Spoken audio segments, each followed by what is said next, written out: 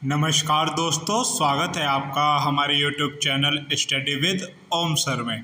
तो दोस्तों, जैसा कि आप सभी लोग जानते हैं कि हमने उत्तराखंड की एक नई सीरीज स्टार्ट की है, जिसकी आज दोस्तों 21वीं क्लास होने जा रही है। दोस्तों, इस क्लास में जो है हम उत्तराखंड की परीक्षा वाली बुक की चैप्टर वाइज समरी का जो है ऑब्जेक्टिव क्वेश्चन के आधार पर हल करने वाले हैं दोस्तों। और हमारे द्वारा अब तक कराए गए पिछली क्लासों में सभी क्वेश्चन अति महत्वपूर्ण थे और इस क्लास के भी क्वेश्चन दोस्तों एग्जाम की दृष्टि से बहुत ही महत्वपूर्ण रहने वाले हैं दोस्तों।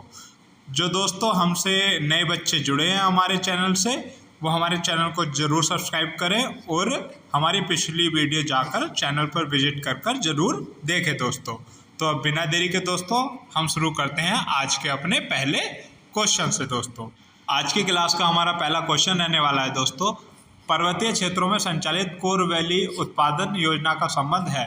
तो दोस्तों, जो उत्तराखंड के पर्वतीय क्षेत्रों में संचालित है कोर वैली उत्पादन योजना, उसका संबंध किससे है? तो इस क्वेश्चन का सही आंसर है दोस्तों ऑप्शन नंबर बी, जो कि कमी को दूर करने हेतु जो है दोस्तों उत्तराखंड के पर्वतीय क्षेत्रों में कोर वैली बीज उत्पादन योजना चलाई जा रही है। और इसके अंतर्गत जो है दोस्तों राज्य के प्रत्येक ब्लॉक के जो किसान है ना दोस्तों, जो राज्य के प्रत्येक ब्लॉक के किसान हैं, उनको आधारीय एवं प्रमाणित बीजों के उपयोग करने पर जो है दोस्तों 50% का जो है अनुदान या छूट दी जा रही है दोस्तों। अब बिना देरी के इसके बारे में कुछ अन्य तथ्य भी देख लेते हैं। जैसा कि दोस्तों, चयनित कृषकों को आधा एकड़ में बीज उत्पादन के लिए 50% अनुदान पर बीज उपलब्ध कराने से संबंधित योजना ग्राम बीज योजना, और पर्वतीय क्षेत्रों में बीज की कमी को दूर कराने के लिए संचालित की जा रही योजना कोर वैली बीज योजना दोस्तों। और राज्य के अनुसूचित क्षेत्रों में जो किसान, खेतीहर और मजदूर हैं तथा जो मंडी मजदूर है, जो कृषि कार्यों से दोस्तों अप्रत्यक्ष या प्रत्यक्ष रूप से जुड़े हुए हैं या कृषि उपकरणों के संचालन में संलग्न है, उनकी मृत्यु होने पर जो है दोस्तों उन्हें 1 लाख रुपए तक दिया जाएगा तथा शारीरिक क्षति होने पर जो है 3,000 से लेकर 6,000 रुपये तक की वित्तीय सहायता जो है दी जाएगी। तो उसके लिए दोस्तों कौन सी योजना? व्यक्तिगत दुर्घटना योजना चलाई जा रही है दोस्तों उत्तराखंड राज्य में। अब बिना देरी के दोस्तों बढ़ते हैं हम अपने अगले क्वेश्चन की तरफ। हमारा अगला क्वेश्चन है दोस्तों, कृषि एवं पशुपालन क्षेत्र में उत्कृष्ट प्रदर्शन करने वाले, जो कृषि एवं पशुपालन क्षेत्र है उसमें उत्कृष्ट प्रदर्शन करने वाले चयनित किसानों को सम्मानित करने के लिए किसान रत्न सम्मान की शुरुआत किस वर्ष हुई? तो दोस्तों, इस क्वेश्चन में हमसे पूछा गया है जो किसान रत्न सम्मान है उसकी शुरुआत किस वर्ष हुई? तो दोस्तों, इस क्वेश्चन का सही आंसर है ऑप्शन नंबर बी, 2010 में दोस्तों। 2010 में किसान रत्न सम्मान की शुरुआत हुई। और दोस्तों, इस योजना के तहत जो कृषि एवं पशुपालन क्षेत्र में उत्कृष्ट प्रदर्शन करने वाले चयनित किसान हैं, उन्हें सम्मानित किया जाता है दोस्तों। अब बिना देरी के दोस्तों बढ़ते हैं हम अपने अगले क्वेश्चन की तरफ। हमारा अगला क्वेश्चन है दोस्तों, राज्य में केंद्र की सहायता से नेशनल कैटल एवं बफेलो बिल्डिंग प्रोजेक्ट किस वर्ष शुरू किया गया?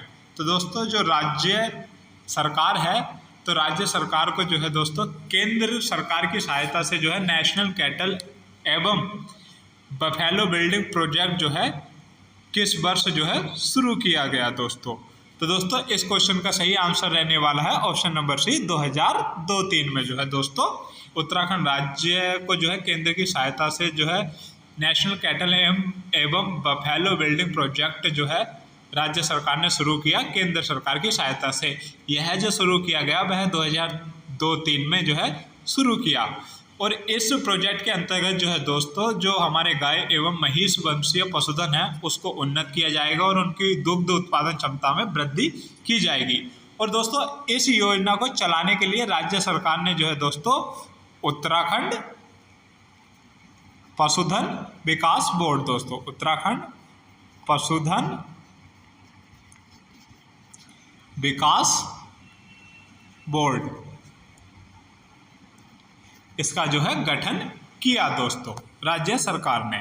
अब बिना देरी के दोस्तों इसके बारे में कुछ अन्य जानकारी भी देख लेते हैं। जैसे कि राज्य में अति हिमीकृत वीर्य उत्पादन केंद्र की स्थापना की गई? श्यामपुर, देहरादून में। बिल्कुल दोस्तों, यह बहुत इंपॉर्टेंट क्वेश्चन है कि राज्य में अति हिमीकृत वीर्य उत्पादन केंद्र की स्थापना कहाँ की गई? तो श्यामपुर, देहरादून में। इस केंद्र को ISO 9001 और 2000 का स्तर प्राप्त है दोस्तों। गोवंश शोध एवं विकास हेतु गो विज्ञान एवं प्रौद्योगिकी संस्थान की स्थापना कहाँ की गई? तो पशुलोक, ऋषिकेश में। तो दोस्तों, गोवंश पर शोध एवं विकास हेतु जो है गो विज्ञान एवं प्रौद्योगिकी संस्थान की स्थापना पशुलोक, ऋषिकेश में की गई। और पशुलोक में दोस्तों आश्रम भी स्थित है, पशुलोक आश्रम, जो कि 1948 में बनाया गया था दोस्तों। और चारा विकास कार्यक्रम के अंतर्गत कितने चारा बैंकों की स्थापना की गई? तो 2, पशुलोक व पंतनगर में दोस्तों। तो दोस्तों, बिना देरी के बढ़ते हम अपने अगले क्वेश्चन की तरफ। हमारा अगला क्वेश्चन है दोस्तों, वर्तमान में राज्य के कितने पर्वतीय जिलों में चाय पैदा की जाती है? तो दोस्तों, वर्तमान में राज्य में ऐसे कितने पर्वतीय जिले हैं जहां पर चाय पैदा की जाती है? तो दोस्तों, इस क्वेश्चन का सही आंसर है ऑप्शन नंबर सी, 9 जिले। वर्तमान में उत्तराखंड राज्य में दोस्तों 9 जिले हैं जहां पर चाय का उत्पादन किया जाता है दोस्तों। जिसमें से कि वह जिले कौन कौन से हैं दोस्तों? तो अल्मोड़ा जिला, नैनीताल जिला दोस्तों, नैनीताल जिले में भी चाय का उत्पादन होता है। चंपावत दोस्तों, चंपावत में भी चाय का उत्पादन होता है दोस्तों। पिथौरागढ़ दोस्तों, पिथौरागढ़ जिले में भी चाय का उत्पादन होता है। बागेश्वर जिले में भी चाय का उत्पादन होता है। रुद्रप्रयाग जिले में भी दोस्तों चाय का उत्पादन होता है। पौड़ी जिले में भी दोस्तों चाय का उत्पादन होता है। चमोली में भी दोस्तों चाय का उत्पादन होता है। और अंतिम हमारा 9वां जिला है दोस्तों, देहरादून जिला। देहरादून जिले में भी चाय का उत्पादन होता है दोस्तों। तो हमारे कितने जिले हो गए? अल्मोड़ा जिला, नैनीताल, चंपावत, पिथौरागढ़, बागेश्वर, रुद्रप्रयाग, पौड़ी, चमोली और देहरादून। कुल हमारे 9 जिले हैं दोस्तों जहां पर वर्तमान में राज्य में चाय पैदा की जाती है दोस्तों। अब बिना देरी के दोस्तों इसके बारे में अन्य तथ्य भी देख लेते हैं। जैसा कि चाय के लिए आवश्यक वर्षा 200 से 250 सेंटीमीटर वर्षा होनी आवश्यक है दोस्तों। आर्द्र एवं उष्ण जलवायु इसके लिए होनी जरूरी है। राज्य में चाय पैदा की जाती है मध्य हिमालय और शिवालिक पहाड़ियों के मध्य स्थित पर्वतीय ढालों पर दोस्तों। राज्य में उत्पादित की जाने वाली जो दोस्तों राज्य में जो उत्पादित की जाने वाली ऑर्गेनिक चाय है दोस्तों, वह जापान, कनाडा तथा हॉलैंड द्वारा परीक्षणों के बाद श्रेष्ठ चाय घोषित की गई है दोस्तों, जिसे ऑर्गेनिक चाय कहा जाता है। हरिनगरी चाय बागान स्थित है दोस्तों, तो वह बागेश्वर में हरिनगरी चाय बागान स्थित है दोस्तों। राज्य के कौसानी दोस्तों, कौसानी जो बागेश्वर में स्थित है, राज्य के कौसानी, भीमताल यानी कि नैनीताल में, भोपाली दोस्तों, चौकड़ी, कोटा, चौकड़ी और कोटा दोस्तों आदि टी स्टेट चाय बागान ब्रिटिश शासनकाल से ही विख्यात रहे हैं दोस्तों। जो उत्तराखंड राज्य है दोस्तों, वहाँ पर चाय बागान जो है दोस्तों 1428, उत्तराखंड राज्य में 1428 हेक्टेयर क्षेत्रफल पर जो है दोस्तों चाय बागान फैले हुए हैं। चाय उत्पादन के समुचित विकास, वित्तीय व्यवस्था, निवेश आदि की उपलब्धता सुनिश्चित कराने हेतु जो है दोस्तों राज्य में एक चाय विकास बोर्ड का गठन किया गया और बोर्ड द्वारा 2012 से 2015 तक जो है दोस्तों 3 नई चाय फैक्ट्री यानी कि जो 3 नई चाय फैक्ट्री हैं वह खोली गई। एक चाय बागान चंपावत में, एक चाय बागान नोटी में तथा एक चाय बागान हरिनगरी गरुड़ में इनकी स्थापना की गई। और इनकी स्थापना कर इन फैक्ट्रियों की उच्च गुणवत्ता युक्त ऑर्थोडॉक्स चाय उत्पादित की जा रही है दोस्तों। और इससे पहले बोर्ड द्वारा एक चाय फैक्ट्री की स्थापना चाय बागान घोड़ाखाल नैनीताल में तथा एक अत्याधुनिक चाय फैक्ट्री की स्थापना बोर्ड व निजी क्षेत्र के सहयोग से कौसानी बागान में की गई थी दोस्तों। तो यह कुछ चाय से संबंधित जानकारी थी। अब बिना देरी के बढ़ते हम अपने अगले क्वेश्चन की तरफ। हमारा अगला क्वेश्चन है दोस्तों, उत्तराखंड स्टेट सीड सर्टिफिकेशन का गठन किया गया। तो दोस्तों जो उत्तराखंड स्टेट सीड सर्टिफिकेशन है उसका गठन जो है दोस्तों कब किया गया था? तो दोस्तों इस क्वेश्चन का सही आंसर होगा ऑप्शन नंबर सी। राज्य में गुणात्मक बीजों की उपलब्धता सुनिश्चित कराने हेतु जो है दोस्तों उत्तराखंड स्टेट सीड सर्टिफिकेशन का गठन किया गया था। और यह गठन कब किया गया था उत्तराखंड स्टेट सीड सर्टिफिकेशन का? तो दोस्तों 14 मार्च 2001 को जो है दोस्तों उत्तराखंड स्टेट सीड सर्टिफिकेशन का गठन किया गया और राज्य में गुणात्मक बीजों की उपलब्धता सुनिश्चित कराने के लिए जो है इसका गठन किया गया था दोस्तों। इस एजेंसी का जो मुख्य कार्य है बीज अधिनियम दोस्तों 1966, जो बीज अधिनियम है 1966 के अंतर्गत अधिसूचित फसल प्रजातियों के बीजों का मानक के अनुरूप प्रमाणीकरण करना है दोस्तों। अब बिना देरी के दोस्तों बढ़ते हैं हम अपने अगले क्वेश्चन की तरफ। हमारा अगला क्वेश्चन है दोस्तों, राज्य में प्रथम दुग्ध संघ की स्थापना कब और कहाँ की गई? तो दोस्तों राज्य में प्रथम दुग्ध संघ जो स्थापित किया गया था वह कब और कहाँ किया गया था? तो हम ऑप्शन के अनुसार देख लेंगे दोस्तों। हमारा option number A 1849 Haldwani Nainital में। नहीं दोस्तों, यह हमारा गलत है। ऑप्शन नंबर बी है 1861 पशुलोक देहरादून ऋषिकेश में दोस्तों, तो यह भी बिल्कुल गलत है। और दोस्तों ऑप्शन नंबर सी है 1859 पंतनगर उधम सिंह नगर में, तो यह भी बिल्कुल गलत है दोस्तों, क्योंकि इस क्वेश्चन का सही आंसर होगा ऑप्शन नंबर डी, इनमें से कोई नहीं। यानी कि यह तीनों गलत हैं, क्योंकि राज्य में प्रथम दुग्ध संघ की स्थापना जो की गई थी दोस्तों वह की गई थी 1949 में हल्द्वानी में दोस्तों। 1949 में हल्द्वानी में जो है राज्य के प्रथम दुग्ध संघ की स्थापना की गई और वर्तमान में राज्यों में दुग्ध समितियों के निबंधन, निरीक्षण, चयन, जांच, लेखा परीक्षण तथा योजनाओं के मूल्यांकन के लिए प्रदेश स्तर पर एक विभाग डेयरी विकास विभाग और कार्यक्रमों के कार्यान्वयन हेतु त्रिस्तरीय सहकारी समितियां हैं दोस्तों। तो दोस्तों इस क्वेश्चन में पूछा गया था प्रथम दुग्ध संघ की स्थापना कहाँ की गई? हल्द्वानी में। और कब की गई? 1949 में। अब बिना देरी के जो है दोस्तों बढ़ते हैं हम अपने अगले क्वेश्चन की तरफ। हमारा अगला क्वेश्चन है दोस्तों, दुग्ध विकास कार्यक्रम के सुदृढ़ीकरण एवं विस्तारीकरण हेतु भारत सरकार के सहयोग से किस वर्ष राज्य में समन्वित डेयरी विकास परियोजना प्रारंभ की गई? तो दोस्तों राज्य में किस वर्ष जो है समन्वित डेयरी विकास परियोजना प्रारंभ की गई थी दोस्तों? 2002-03 में समन्वित डेयरी विकास परियोजना प्रारंभ की गई, क्योंकि दुग्ध विकास कार्यक्रम के शुद्धिकरण एवं विस्तारीकरण हेतु भारत सरकार के सहयोग से 2002-03 में जो है समन्वित डेयरी विकास परियोजना का प्रारंभ किया गया। और इस योजना के अंतर्गत जो है दोस्तों हरिद्वार और उधम सिंह नगर में क्रमशः 30,000 दोस्तों, हरिद्वार और उधम सिंह नगर में दोस्तों क्रमशः 30,000 व 50,000 दोस्तों, हरिद्वार व उधम सिंह नगर में क्रमशः 30,000 व 50,000 लीटर दैनिक क्षमता की आधुनिक दुग्धशालाएं स्थापित की गई दोस्तों। अब बिना देरी के दोस्तों इसके बारे में कुछ अन्य जानकारी भी देख लेते हैं। स्वयं सहायता समूह का गठन कब किया गया दोस्तों? तो स्वयं सहायता समूह का गठन जो किया गया वह 2001-02 में किया गया, क्योंकि महिला दुग्ध समितियों में स्थानीय आवश्यकताओं की पूर्ति एवं बचत की भावना विकसित करने हेतु 2001-02 में स्वयं सहायता समूह का गठन किया गया। और इन सहायता समूह द्वारा अब तक 850 से अधिक समूह गठित किए जा चुके हैं दोस्तों। समन्वित डेयरी विकास परियोजना 2002-03, इसके बारे में मैं आपको पीछे बता चुका हूँ। राज्य में दूध एवं दुग्ध पदार्थों की आपूर्ति की जाती है दोस्तों तो आंचल ब्रांड नाम से, क्योंकि उत्तर प्रदेश के पराग की तरह राज्य में आंचल ब्रांड नाम से दूध एवं दुग्ध पदार्थों की आपूर्ति की जाती है। और उत्तर प्रदेश में पराग डेयरी के नाम से जो है दोस्तों दूध या दुग्ध पदार्थों की आपूर्ति की जाती है। अब बिना देरी के दोस्तों बढ़ते हैं हम अपने अगले क्वेश्चन की तरफ। हमारा अगला क्वेश्चन है दोस्तों, डेयरी शोध एवं विकास केंद्र किस जनपद में स्थित है? तो दोस्तों डेयरी शोध एवं विकास केंद्र उत्तराखंड राज्य के किस जनपद में स्थित है? तो दोस्तों इस क्वेश्चन का सही आंसर होगा ऑप्शन नंबर सी, नैनीताल जनपद में। नैनीताल जनपद में जो है दोस्तों उत्तराखंड के डेयरी शोध एवं विकास केंद्र स्थित है दोस्तों। अब बिना देरी के दोस्तों बढ़ते हैं हम अपने अगले क्वेश्चन की तरफ।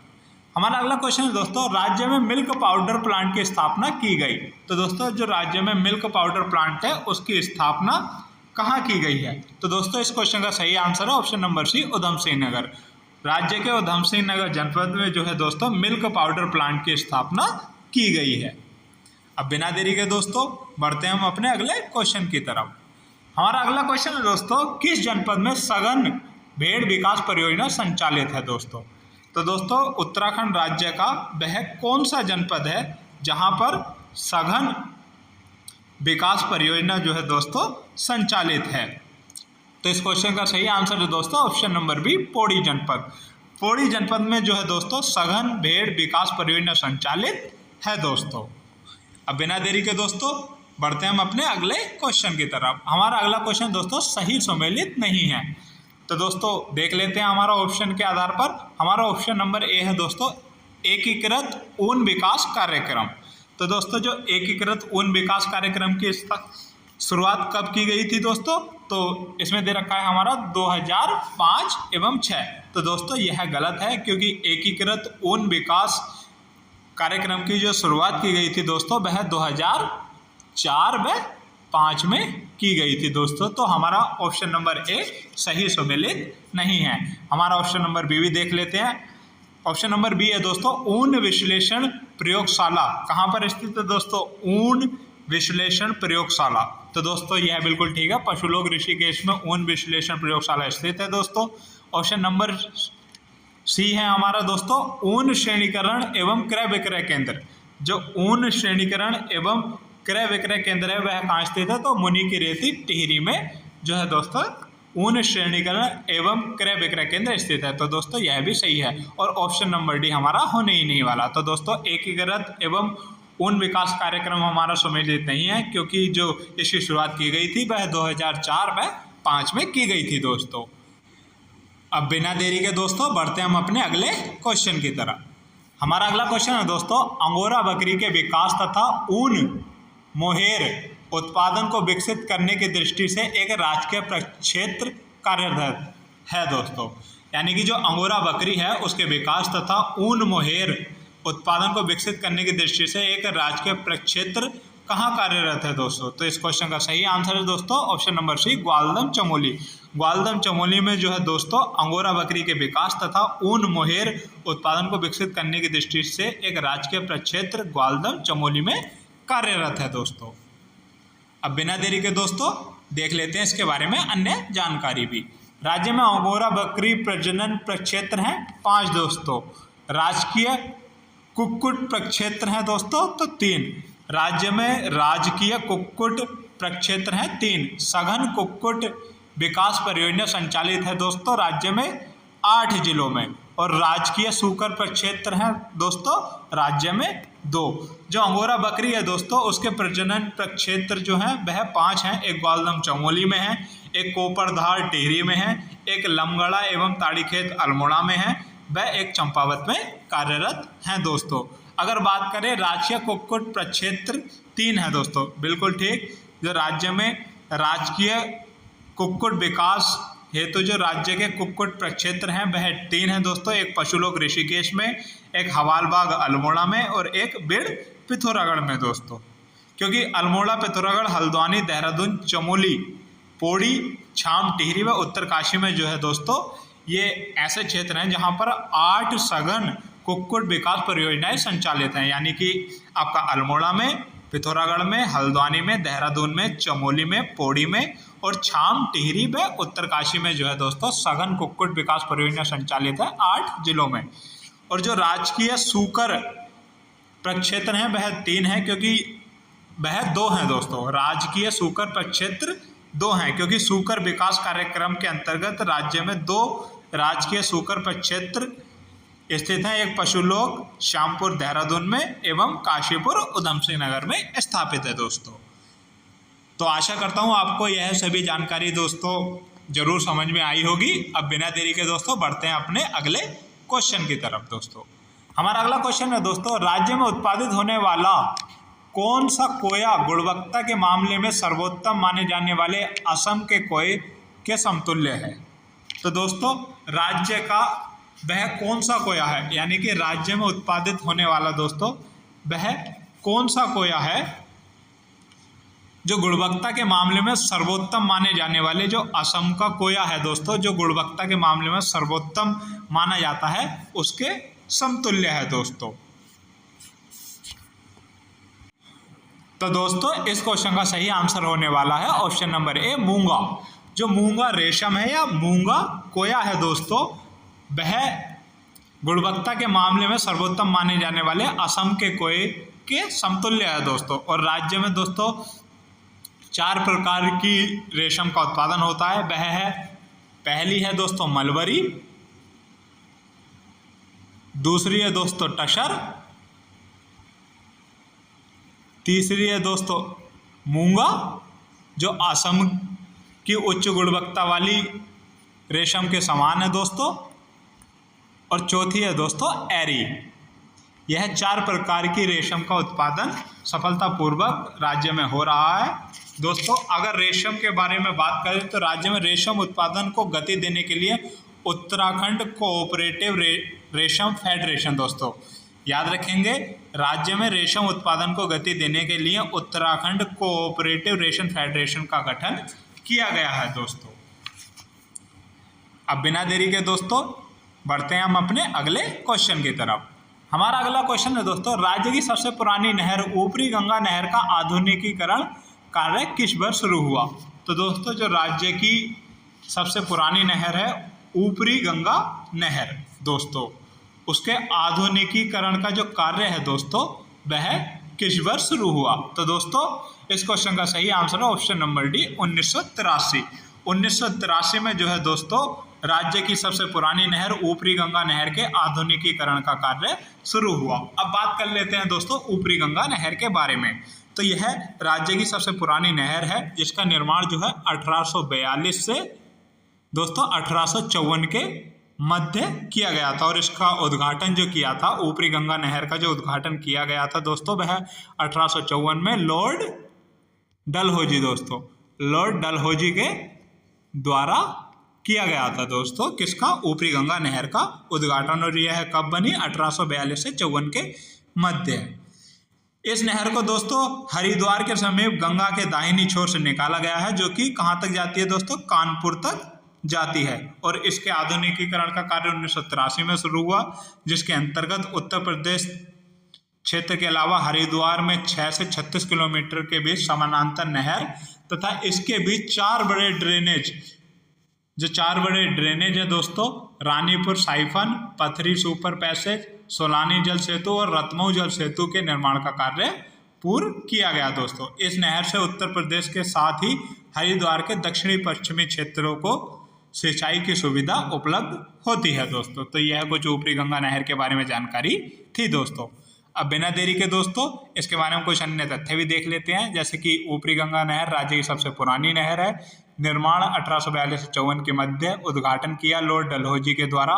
कहाँ से कहाँ तक है दोस्तों? तो हरिद्वार से कानपुर तक है। और इस नहर का जो आधुनिकीकरण है 1983 में किया गया। तो यह सब कुछ मैं आपको पहले भी बता चुका हूँ दोस्तों।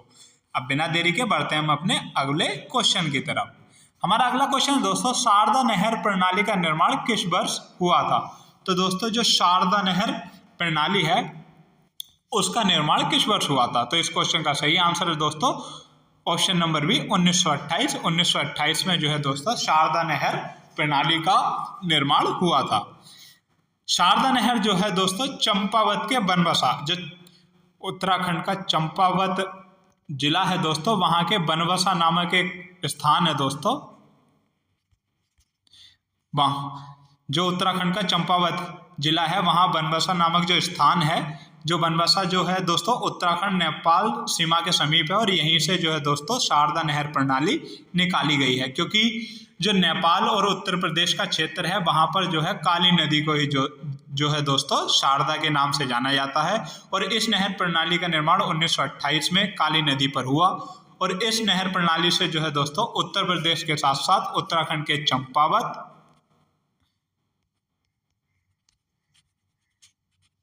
क्या दोस्तों, उत्तराखंड के चंपावत और उधम सिंह नगर, इस नहर प्रणाली से उत्तराखंड के चंपावत, उधम सिंह नगर आदि जिलों को जो है दोस्तों सिंचाई की सुविधा उपलब्ध होती है। तो दोस्तों इस नहर का जो मुख्य कार्य है वह सिंचाई को उपलब्ध कराना है, क्योंकि काली नदी के जल से जो है दोस्तों उत्तराखंड के चंपावत व उधम सिंह नगर क्षेत्र को जो है, इन जिलों के क्षेत्र को सिंचाई की सुविधा उपलब्ध होती है और उत्तर प्रदेश के कई जिलों को जो है इस नहर प्रणाली से सिंचाई की सुविधा उपलब्ध होती है दोस्तों। अब बिना देरी के दोस्तों इसके बारे में अन्य तथ्य भी देख लेते हैं। जैसे कि शारदा नहर निकाली गई है बनबसा उत्तराखंड से, जो नेपाल सीमा से लगा हुआ है। नानक सागर बांध नंधौर नदी गिरते हैं, क्योंकि जो नंधौर नदी है वह नानक सागर बांध उधम सिंह नगर और नैनीताल में पड़ता है, वह गिरती है दोस्तों। और पूर्वी रामगंगा नहर भीमगोड़ा शीर्ष से 48.55 किलोमीटर बहती है दोस्तों। अब बिना देरी के दोस्तों बढ़ते हैं हम अपने अगले क्वेश्चन की तरफ। हमारा अगला क्वेश्चन है निम्न में से सही सुमेलित नहीं है। तो दोस्तों देख लेते हैं हमारे ऑप्शन के आधार पर। ऑप्शन नंबर ए है टिहरी बांध परियोजना का जो शिलान्यास है वह किस वर्ष हुआ। तो दोस्तों 1972 में जो है दोस्तों टिहरी बांध परियोजना का शिलान्यास हुआ और 2006-07 में इसका प्रथम चरण पूरा हो गया दोस्तों। ऑप्शन नंबर बी है इस बहुउद्देश्य परियोजना का प्रथम चरण पूरा हुआ 2006-07 में दोस्तों। तो बिल्कुल ठीक है, इस बहुउद्देश्य परियोजना का प्रथम चरण 2006-07 में पूरा हुआ। ऑप्शन नंबर सी हमारा यह बांध भागीरथी और अलकनंदा नदियों के संगम पर बना हुआ है। तो दोस्तों यह बिल्कुल सही नहीं है, क्योंकि और यह भी सुमेलित नहीं है, क्योंकि जो टिहरी बांध है वह किस पर बना हुआ है दोस्तों। तो भागीरथी प्लस भिलंगना दोस्तों। जो टिहरी बांध है वह भागीरथी प्लस भिलंगना नदी के संगम पर स्थित है, और जो भिलंगना नदी है वह खतलिंग ग्लेशियर से निकलती है दोस्तों। और ऑप्शन नंबर डी है इससे राज्य के टिहरी, पौड़ी, देहरादून तथा हरिद्वार जिलों में सिंचाई की जा सकेगी। बिल्कुल सही है दोस्तों। जो टिहरी बांध परियोजना है इससे राज्य के टिहरी, पौड़ी, देहरादून तथा हरिद्वार जिलों को सिंचाई की सुविधा उपलब्ध की जा सकेगी। और इस बांध से जो है दोस्तों 12% जो विद्युत है वह राज्य को रॉयल्टी के रूप में दी जाएगी दोस्तों। तो यह कुछ टिहरी बांध के बारे में विस्तृत जानकारी थी। तो दोस्तों इस क्वेश्चन का जो सही सुमेलित आंसर नहीं है वह है ऑप्शन नंबर सी, क्योंकि यह बांध जो है भिलंगना तथा भागीरथी नदियों के संगम पर है, ना कि भागीरथी तथा अलकनंदा नदियों के संगम पर दोस्तों। अब बिना देरी के दोस्तों बढ़ते हैं हम अपने अगले क्वेश्चन की तरफ। हमारा अगला क्वेश्चन है दोस्तों राज्य में उत्पादित मंडुआ, जिसे कोदा भी कहा जाता है, अनाज का निर्यात किया जाता है। तो दोस्तों राज्य में जो उत्पादित मंडुआ है जिसे हम कोदा भी कहते हैं दोस्तों, उसका निर्यात कहाँ को किया जाता है दोस्तों। तो इस क्वेश्चन का सही आंसर है ऑप्शन नंबर बी, जापान को। तो दोस्तों राज्य में उत्पादित जो मंडुआ कोदा है उसका जो सर्वाधिक निर्यात किया जाता है वह जापान को किया जाता है दोस्तों। अब बिना देरी के दोस्तों बढ़ते हम अपने अगले क्वेश्चन की तरफ। हमारा अगला क्वेश्चन है दोस्तों आज में सबसे कम कृषि योग्य भूमि है। तो दोस्तों जो उत्तराखंड राज्य है वहाँ वर्तमान स्थिति के अनुसार राज्य में सबसे कम कृषि योग्य भूमि किस जनपद में स्थित है दोस्तों। तो इस क्वेश्चन का सही आंसर है ऑप्शन नंबर सी, रुद्रप्रयाग जनपद। तो दोस्तों वर्तमान स्थिति के अनुसार राज्य के जो रुद्रप्रयाग जनपद है वहाँ पर सबसे कम कृषि योग्य भूमि स्थित है दोस्तों। अब बिना देरी के दोस्तों बढ़ते हैं हम अपने अगले क्वेश्चन की तरफ। हमारा अगला क्वेश्चन है दोस्तों राज्य में शुद्ध सिंचन क्षमता में सर्वाधिक योगदान है। तो दोस्तों जो हमारा उत्तराखंड राज्य है, तो हमारे इस उत्तराखंड राज्य में शुद्ध सिंचन क्षमता में जो है सर्वाधिक किसका योगदान है। तो दोस्तों इस क्वेश्चन का सही आंसर रहने वाला है हमारा ऑप्शन नंबर बी, नलकूपों का। राज्य में शुद्ध सिंचन क्षमता में सर्वाधिक योगदान किसका है दोस्तों। तो सर्वाधिक योगदान जो है शुद्ध सिंचन क्षमता में नलकूपों का है दोस्तों। अब बिना देरी के दोस्तों बढ़ते हैं हम अपने अगले क्वेश्चन की तरफ। हमारा अगला क्वेश्चन है दोस्तों मत्स्य नीति लागू करने की पहल करने वाला उत्तराखंड देश का पहला राज्य है। यह नीति कब लागू की गई। तो दोस्तों जो मत्स्य नीति है उसको लागू करने वाला उत्तराखंड जो है देश का पहला राज्य है।